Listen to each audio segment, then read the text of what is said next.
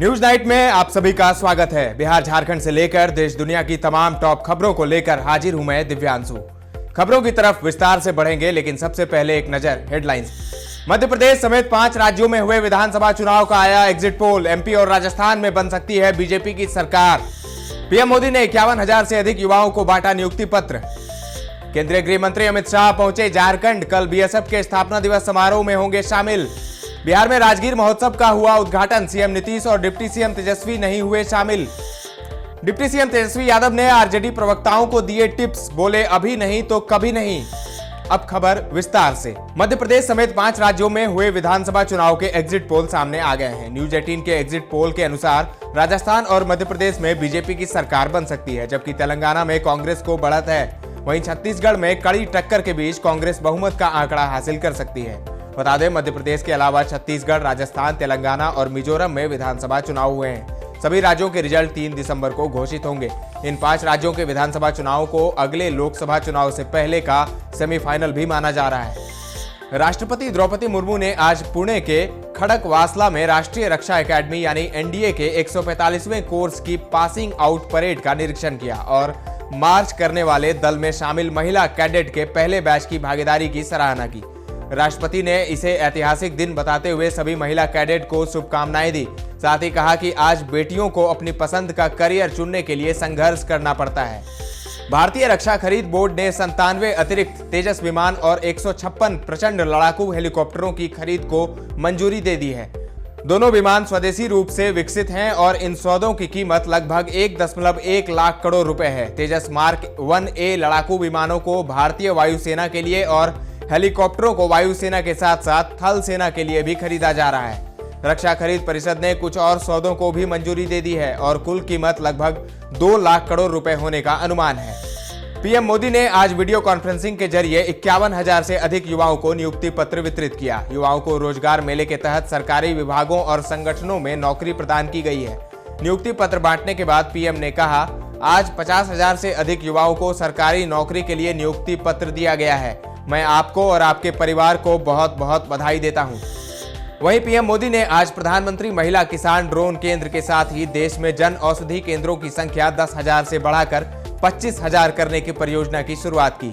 PM ने विकसित भारत संकल्प यात्रा के लाभार्थियों से संवाद के लिए वीडियो कॉन्फ्रेंस के माध्यम से आयोजित एक कार्यक्रम के दौरान झारखंड के देवघर में 10,000वें जन औषधि केंद्र को जनता को समर्पित किया।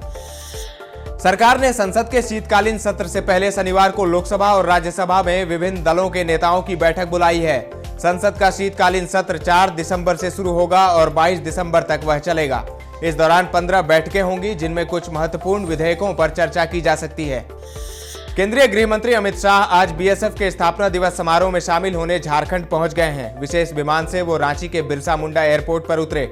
वहां से बीएसएफ के हेलीकॉप्टर में सवार होकर हजारीबाग रवाना हो गए। झारखंड के राज्यपाल सीपी राधाकृष्णन अमित शाह से मिलने हजारीबाग स्थित बीएसएफ प्रशिक्षण केंद्र मेरू पहुंचे।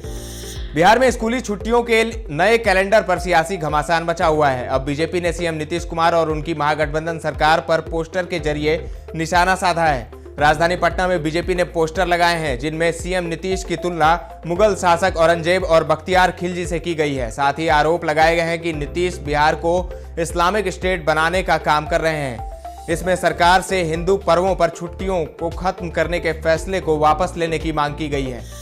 केंद्रीय मंत्री पशुपति पारस ने आज राष्ट्रीय लोक जनशक्ति पार्टी के केंद्रीय संसदीय बोर्ड को तत्काल प्रभाव से भंग कर दिया है। पार्टी के राष्ट्रीय प्रवक्ता श्रवण कुमार अग्रवाल ने इस बात की जानकारी देते हुए कहा कि राष्ट्रीय अध्यक्ष पशुपति कुमार पारस ने 2024 के लोकसभा चुनाव को देखते हुए राष्ट्रीय संसदीय बोर्ड को भंग करने का निर्णय लिया है।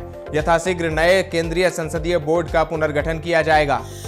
नालंदा के राजगीर में आज से 3 दिवसीय राजगीर महोत्सव 2023 का शुभारंभ हो गया। वित्त मंत्री विजय कुमार चौधरी, ग्रामीण विकास मंत्री श्रवण कुमार, स्थानीय सांसद कौशलेंद्र कुमार कार्यक्रम में शामिल हुए। सीएम नीतीश कुमार और डिप्टी सीएम तेजस्वी यादव तबीयत खराब होने की वजह से कार्यक्रम में शामिल नहीं हो सके।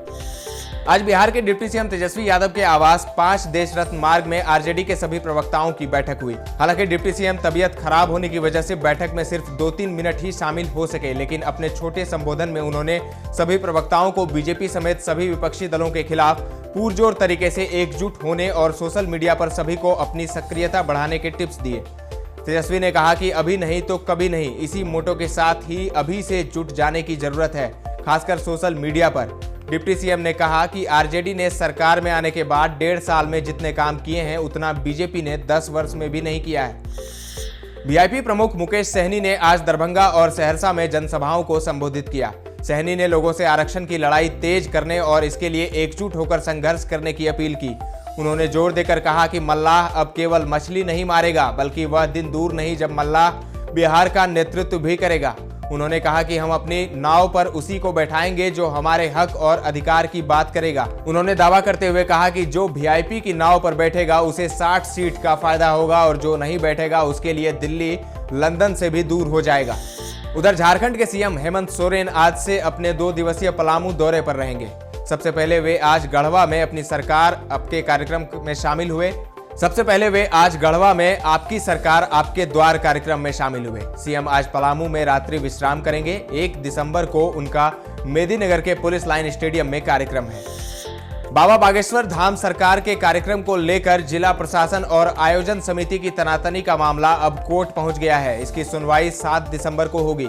दरअसल बाबा बागेश्वर धाम सरकार पंडित धीरेन्द्र कृष्ण शास्त्री के पलामू में प्रस्तावित कार्यक्रम को लेकर पलामू उपायुक्त शशि रंजन और कार्यक्रम की संयोजक प्रथम मेयर अरुणा शंकर आमने सामने हैं।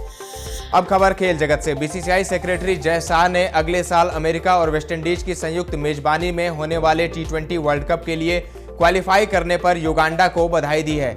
युगांडा ने क्वालिफायर मुकाबले में रवांडा को 9 विकेट से हराकर ICC men's T20 world cup 2024 का टिकट पक्का कर लिया है। T20 वर्ल्ड कप में कुल 20 टीमों ने क्वालिफाई कर लिया है। अब बात मौसम के मिजाज की। बिहार में बारिश के आसार हैं। इसको लेकर मौसम विभाग ने चेतावनी दी है।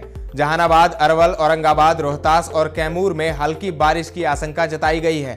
बारिश के बाद ठंड के बढ़ने की भी उम्मीद जताई गई है। दर्श न्यूज के इस बुलेटिन में फिलहाल इतना ही, लेकिन खबरों का सिलसिला लगातार जारी है। देखते रहें दर्श न्यूज।